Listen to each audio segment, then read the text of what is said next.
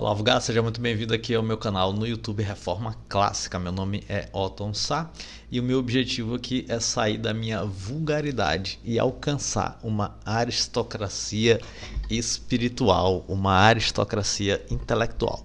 E como é que eu estou saindo da minha vulgaridade? Eu estou lendo a coleção dos grandes livros do mundo ocidental, publicado pela Enciclopédia Britânica. Então eu estou compartilhando aqui, eu estou conversando aqui nesse canal sobre a leitura desses grandes livros, destes grandes textos. E no vídeo de hoje eu vou comentar acerca de mais um desses grandes textos, dessa grande tradição do mundo intelectual.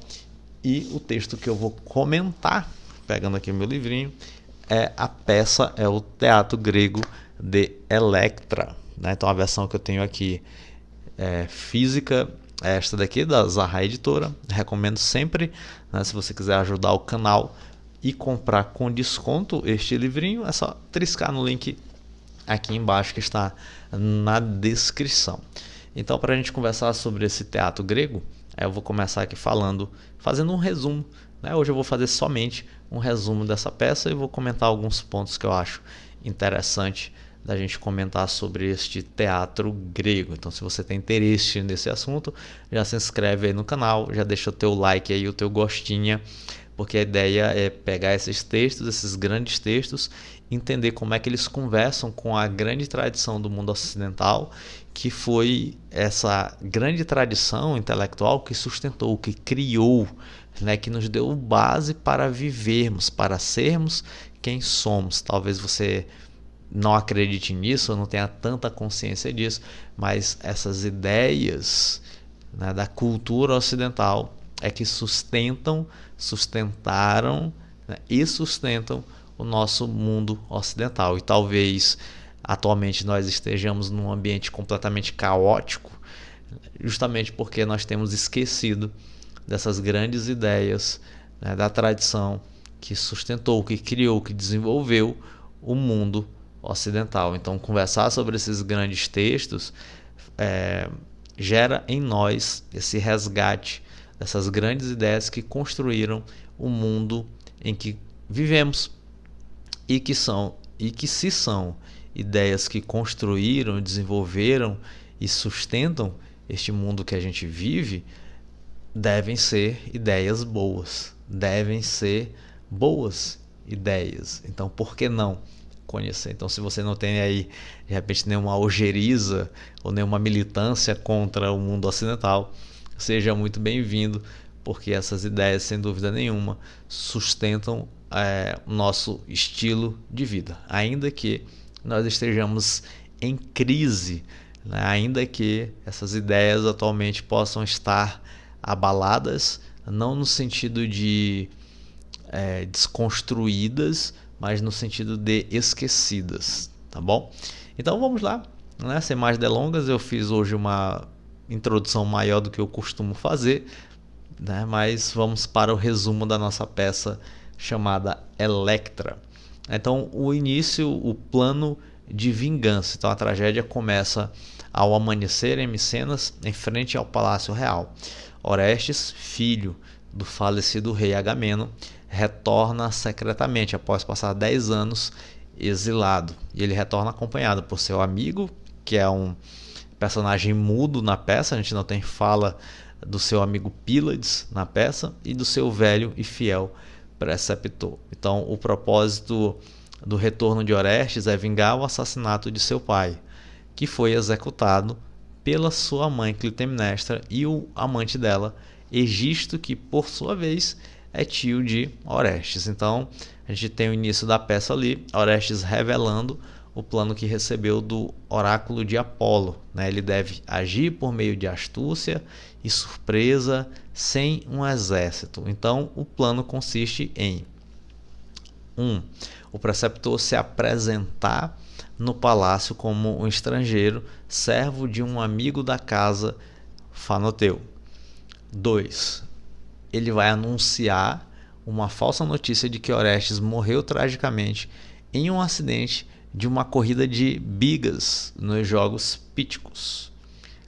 3. Enquanto isso, Orestes e Pílades farão oferendas no túmulo de Agamenon e em seguida levarão ao palácio uma urna de bronze que supostamente contém as cinzas de Orestes, para tornar a mentira mais convincente. Enquanto finalizam o plano, eles ouvem os lamentos. Mauriçoca. Eles ouvem os lamentos de uma serva vindo de dentro do palácio, que Orestes suspeita ser sua irmã Electra, né? Então Electra surge consumida por uma dor incessante pela morte do pai e pela demora do retorno de Orestes.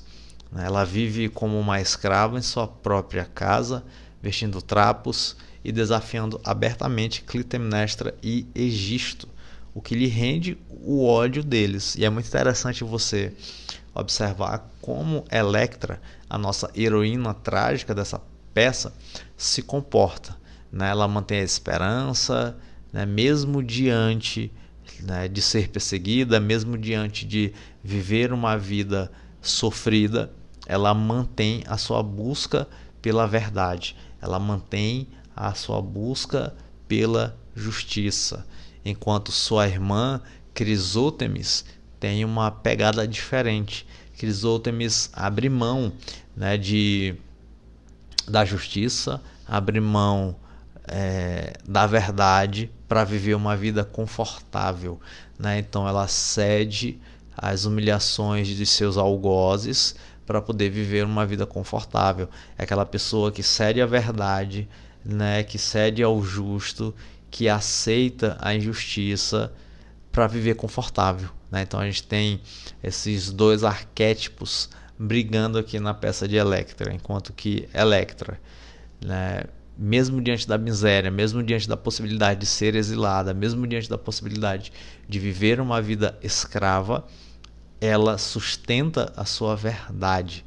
Então, mesmo diante de um sofrimento, ela está em busca daquilo que é perene, daquilo que é a verdade, daquilo que é eterno, daquilo que é nobre. Sua irmã Crisótemis, pelo contrário, renuncia à justiça, renuncia à verdade, em detrimento de uma vida boa materialmente falando, uma vida boa em relação à sua própria reputação, Então Crisótemis tem esse tipo de arquétipo, Então sua irmã Crisótemis acaba aparecendo, ela repreende Electra por sua atitude desafiadora e aconselha a ser prudente e submissa aos novos governantes para garantir uma vida mais confortável, Então Crisótemis revela que sua mãe, Clitemnestra, teve um sonho perturbador no qual Agamenon retornava e plantava seu cetro no chão,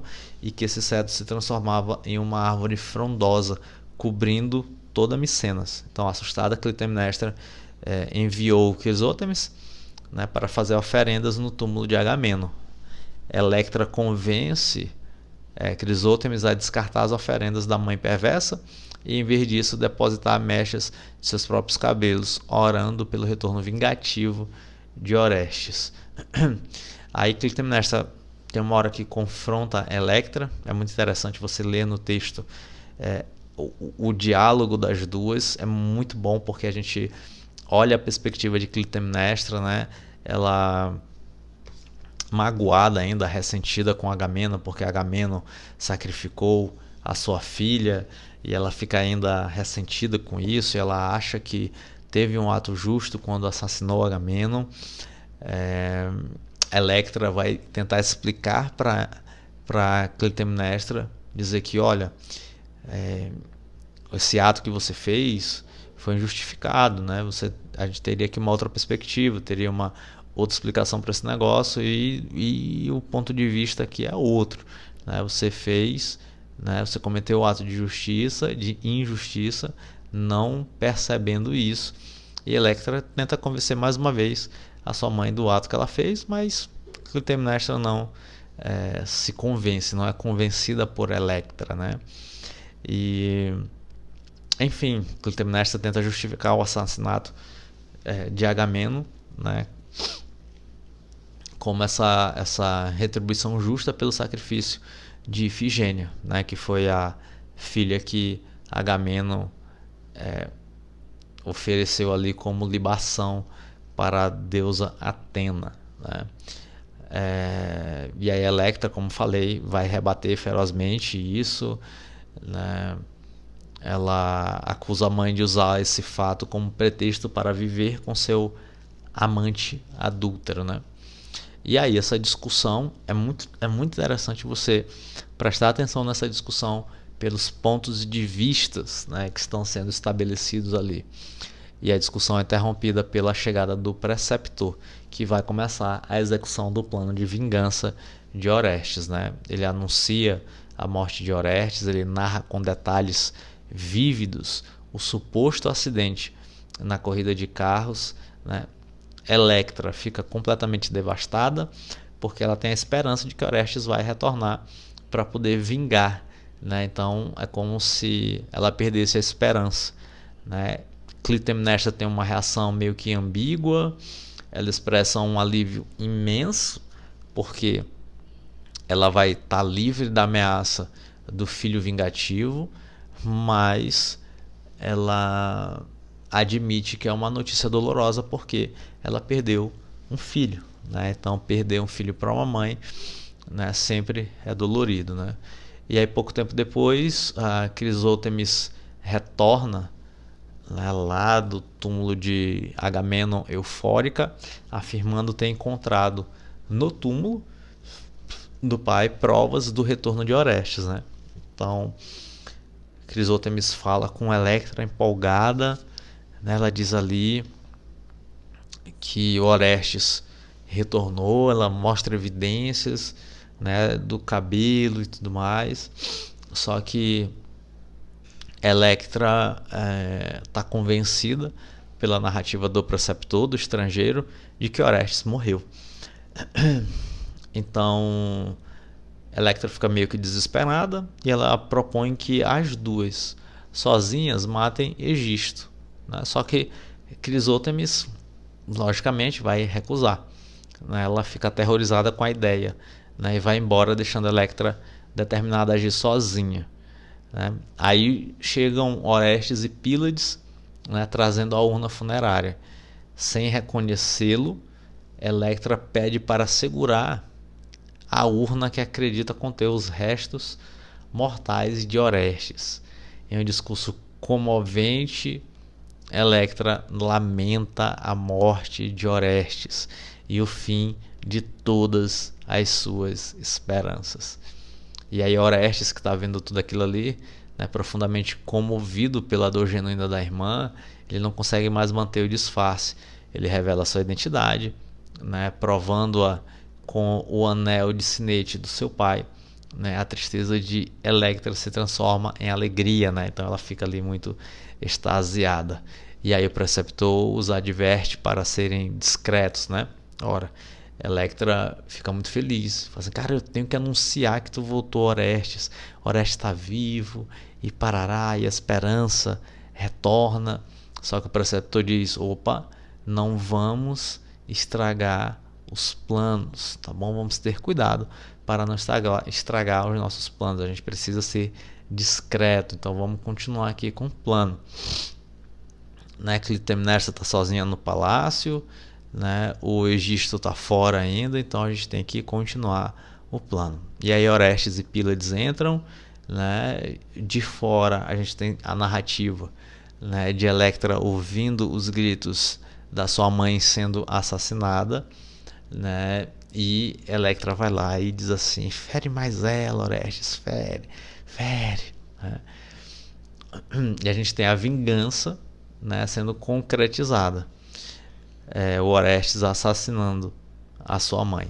A gente tem Egisto chegando, exultante porque ele tinha recebido a notícia da morte de Orestes, né? E assim como Clitemnestra, ele estaria descansado da única ameaça viável ao seu poder, né, à sua tirania, né? Então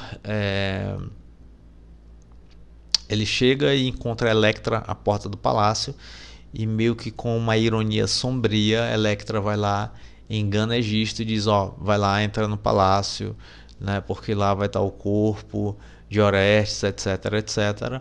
né? Só que o Egisto, ao entrar no palácio, vê um corpo estendido.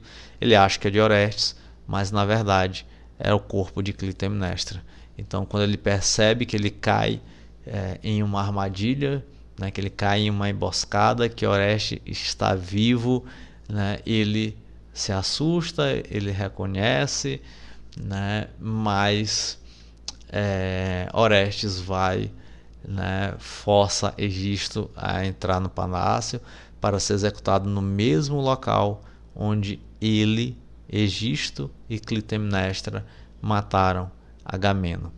Então a peça termina ali com o coro celebrando a bravura dos filhos de Agamemnon, que através de seu sofrimento finalmente restauraram a justiça e reconquistaram a liberdade, né? Se você quiser saber a continuação aí dessa peça, dessa história, né, vai aqui no nosso vídeo sobre a Oresteia, né, sobre as Eumênides e Coéforas, né, que é o desenrolar ali desse ato de Orestes, né? Mas é interessante a gente perceber, né, que nós temos Electra, né, com esse arquétipo de aceitar uma determinada circunstância sofredora em função de uma verdade, em função de seus valores, né? Então ela acolhe, ela é aquela pessoa que não aceita a corrupção para viver bem, né? Ela não se importa em viver mal aqui neste mundo, aqui nesse plano material, se ela estiver apegada à verdade. Por outro lado, nós temos Crisótemis, nesse arquétipo de uma pessoa em que renuncia aos valores elevados para viver bem circunstancialmente. Então, se para viver bem circunstancialmente eu preciso vender a minha alma ao diabo, eu vou fazê-lo, porque é melhor vender a alma ao diabo e viver bem do que resistir ao diabo e viver mal, né? Então a gente tem aqui uma inversão de valores muito grande, e a gente tem o Orestes ali como esse arquétipo do Salvador, né? Electra tem uma relação muito bonita com Orestes, né? De esperança, de afeto, né? De amor, e ela espera que Orestes retorne, né? Para salvá-la, né? Para livrá-la desse sofrimento, e ela depõe toda a esperança em Orestes. E Orestes retorna, né? Concretiza ali o seu plano de salvação, né? De vingança, né? Do sangue de seu pai e de salvação de suas irmãs. Então nós temos esses elementos que circulam ali ao redor dessa peça, e é uma peça muito bonita porque a gente consegue observar todo o posicionamento de uma personalidade feminina forte, né, que não tem uma característica necessariamente masculina de combate, de cultura woke, sabe? Daquela heroína com características masculinas. Eu vou bater, eu vou destruir um exército, eu vou fazer, sei lá, tarefas e atividades de força, eu vou saber lutar. Não tem nada disso, né? Nós temos aqui uma personagem feminina, né, em toda a sua resistência, né, apegada a valores mais elevados. Então esta é Electra.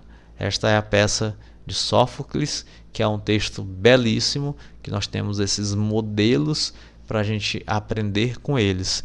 E se você gosta desse tipo de conversa, quer continuar tendo esse tipo de conversa, eu te convido a se inscrever aqui no canal Reforma Clássica, porque aqui nós falamos sobre esse tipo de assunto. Eu vou deixar também aqui a playlist, né, disponível para você ver quais os textos nós já conversamos e nós já lemos. Se você quiser apoiar também esse projeto financeiramente, eu tenho a plataforma exclusiva na Kiwify, em que eu tenho conversas mais profundas sobre esses resumos que nós estamos conversando aqui. No caso de Electra, eu tenho a leitura completa do texto e o comentário, né, quase que linha após linha na nossa plataforma exclusiva, né, de todas as impressões que eu tive ali no texto. Então, se você quiser apoiar financeiramente, né, clica no link, veja as condições, apoie, né, porque a gente precisa de recurso não para viver, graças a Deus,